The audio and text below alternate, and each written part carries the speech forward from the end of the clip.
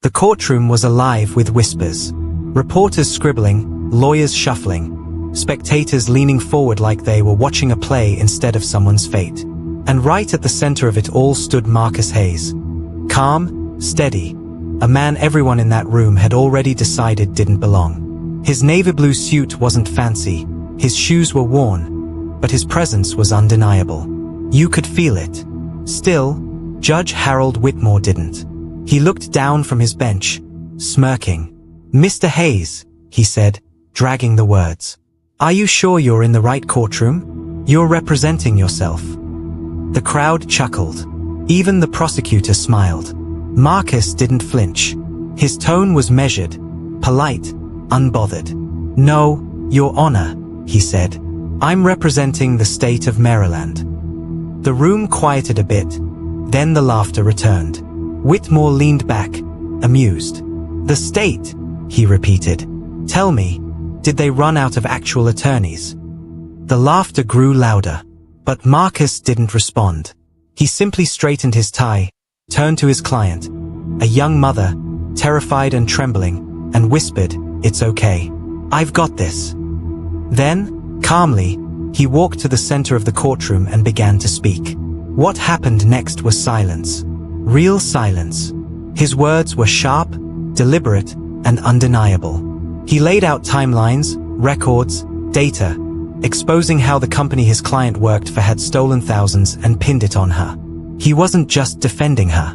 He was dismantling a system that thought it could crush her.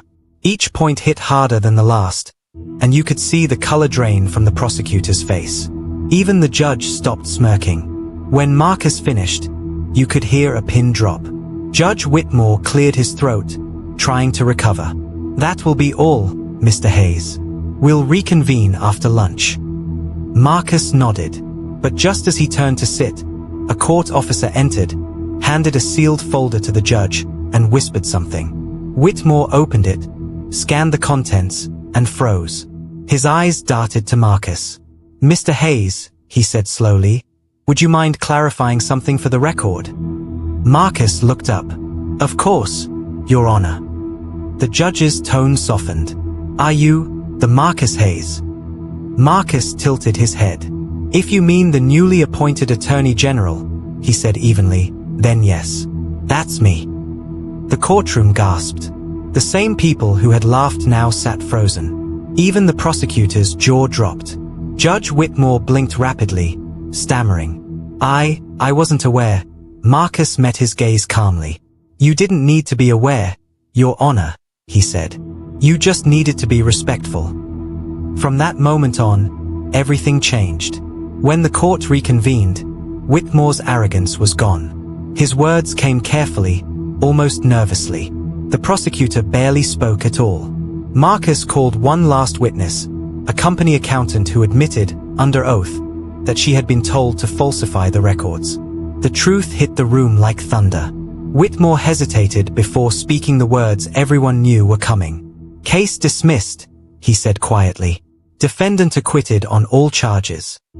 The young mother broke down crying. The gallery erupted in applause. Cameras flashed as Marcus walked down the courthouse steps. "Mr. Hayes," a reporter shouted. "How does it feel to prove them all wrong?" Marcus smiled faintly. "I didn't come here to prove anyone wrong," he said. "I came here to do what's right." He looked back at the courthouse, the same place where, years ago, a judge once told him he'd never make it as a lawyer. Now, he was the highest legal authority in the state. And that's the thing about respect. Sometimes it's denied. Sometimes it's mocked. But when you earn it, when you stand tall and let your work speak, it echoes louder than any insult. Because power doesn't always shout. Sometimes it walks in quietly, and everyone in the room feels it. That evening, Marcus returned to his office, the glow of the courthouse still visible from his window. He was packing up when his assistant rushed in, pale and shaking. "Sir," she said, "you need to see this." She handed him a file marked confidential, urgent. Inside were offshore accounts, secret transfers, and one name repeated over and over again. Judge Harold Whitmore. Marcus's calm expression faded. "Who else has seen this?" he asked. No one, she whispered. He took a deep breath, eyes hardening. Good, he said quietly. Then this stays between us, for now. The camera would have held on his face, the look of a man who had just won one battle but discovered a war waiting behind it.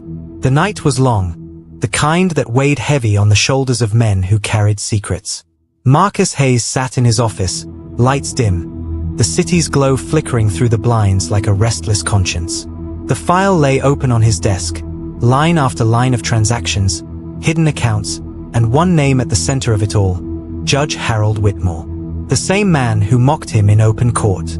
The same man who stood above the law, or thought he did. Marcus exhaled slowly. This wasn't just about corruption. It was about betrayal, from a system he'd spent his entire life defending. The next morning, Marcus arrived at the State Justice Building earlier than usual. His assistant, Clara, was waiting outside his office door, clutching her tablet.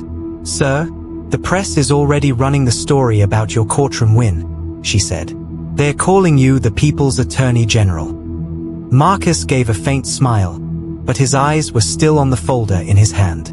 Let them talk, he said quietly. The real story hasn't even started yet.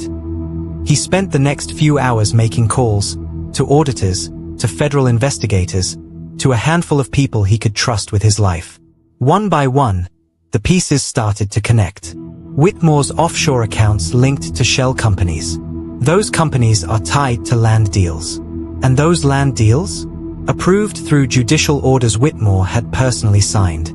Marcus stared at the evidence, realizing just how deep the rot went. This wasn't just a corrupt judge. This was an entire network of power feeding off the people it was supposed to protect. At noon, Marcus drove to the courthouse. The same courthouse where Whitmore presided. He walked through the metal detectors, his badge gleaming. Everyone noticed him. Whispers followed him down the marble hallway. When he entered the courtroom, Whitmore was already on the bench, mid-session. The judge's voice faltered the moment he saw Marcus standing at the back of the room. The silence that followed was deafening. Marcus waited until Whitmore finished before speaking. Your Honor, he said evenly, I'd like to request a private meeting. Whitmore's face went pale. This isn't the time, Attorney General, he said, his tone wavering. Marcus didn't move. It's exactly the time. The tension was thick enough to cut through. Finally, Whitmore dismissed the court, his hands trembling as he gathered his papers. They met in chambers, just the two of them. Whitmore closed the door, trying to regain his composure. What's the meaning of this? He demanded. Marcus laid the folder on his desk. You tell me, he said. I have documents linking you to bribery, fraud, and offshore laundering. You've been selling justice to the highest bidder for years. Whitmore's jaw clenched. You have no idea what you're talking about. Marcus leaned forward, his voice low but sharp. I know exactly what I'm talking about. You profited off innocent lives, manipulated rulings, and buried complaints from people who couldn't afford to fight back. Whitmore's mask cracked, anger spilling through. You think you can just walk in here and destroy me? Marcus's eyes didn't waver. I don't need to destroy you, Judge. You did that yourself. Whitmore stood abruptly, pacing. You don't understand, Hayes. This system isn't clean. It never was. You think you can fix it by exposing me? They'll bury you next. Marcus's silence spoke louder than words. Finally, he said, then I'll dig them up too. Hours later, the story broke. Leaked documents, audio recordings, financial trails, all linked to Whitmore. News outlets exploded with the revelation. The same judge who mocked the state's attorney general had been under secret investigation for years. But no one expected the final blow. Marcus held a press conference that evening. Cameras flashed as he stepped up to the podium, composed but resolute. Justice, he began, doesn't wear a robe. It doesn't sit behind a bench. Justice is what happens when truth can't be silenced anymore. He paused, letting the words hang. This isn't about one man's corruption, he continued. It's about the culture that allowed it to thrive. That ends today. Across town, Whitmore sat in his office surrounded by chaos. Phones ringing, staff whispering, the weight of his empire crumbling around him. He looked at the television as Marcus's speech played live, his face tightening. "He thinks he's won," he muttered under his breath. But then, the screen changed. A new headline appeared. "Breaking, Attorney General under review for breach of confidentiality." Whitmore froze. His lips twisted into a bitter smile. "You wanted war, Hayes," he whispered. "You just got one." Back at the Justice Building, Clara burst into Marcus's office, panicked. "Sir, someone's leaked an internal report. They're accusing you of mishandling evidence." Marcus looked up, expression unreadable. "That was fast," he said softly. "Faster than I expected." He stood, gazing out the window. The city below shimmered in the dying light, a reminder of everything he'd fought for and everything he still had to lose. "Should I call the press, sir?" Clara asked. Marcus shook his head. "No, let them talk for now. We'll answer them when it matters most." He turned back to his desk, his eyes landing on the same folder that had started it all. The truth had set justice in motion, but it had also painted a target on his back. For a moment, the weight of it all pressed down, the irony of being hunted by the very system he swore to protect. Then, slowly, Marcus smiled. Not out of arrogance, but resolve. "Clara," he said, "find me everything you can on Judge Whitmore's associates. If they want to come for me," he paused, his gaze hardening, "they'd better be ready for what's coming next." The camera would hold on that image, Marcus standing alone in his office, the light behind him fading into darkness, the city humming below.